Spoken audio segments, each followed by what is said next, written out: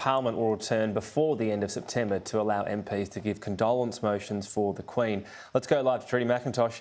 Trudy, the Prime Minister outlined the timeline and defended a few of his decisions here as essentially following many years of protocol and tradition.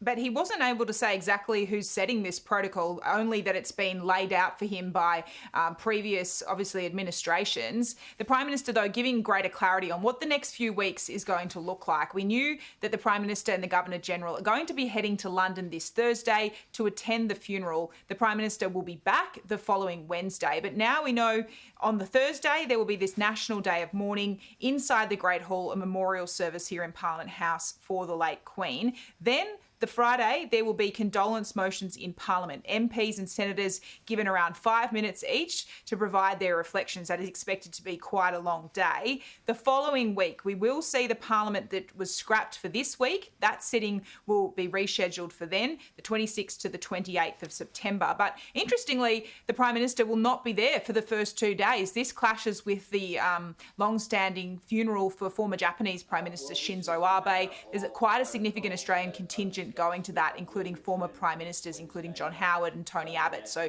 Anthony Albanese won't be there for the first 2 days, but the cut and thrust of politics will return to Canberra on that date. The PM also pressed, why can't Parliament be sitting now as was scheduled? That's what's happening in the United Kingdom. They scrapped the argy-bargy of politics and instead are doing condolence motions. The PM says, though, that that's not part of our protocol and he didn't want to change it. I, as Prime Minister, have followed the procedures that have been in place for a lot longer than I've been in place as Prime Minister. I think there is something to be said for a Prime Minister who follows tradition, who follows protocols and who follows order. That is something that I hope to define my Prime Ministership, is respect for those traditions. The Prime Minister was also pressed on this pushback from a variety of groups overnight regarding this declaration of a public holiday for Thursday, the 22nd of September. We've heard from retailers who are arguing that for small business, this means they're going to potentially have to run at a loss on that day, given they'll have to suddenly be paying penalty rates.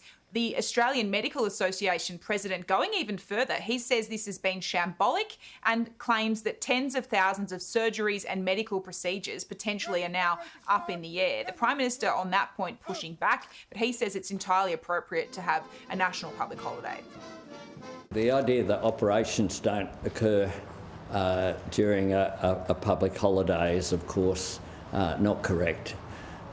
Medical procedures, of course, are always a priority. A one-off public holiday and a national day of mourning is an appropriate response that was agreed to by myself and the Premiers and Chief Ministers.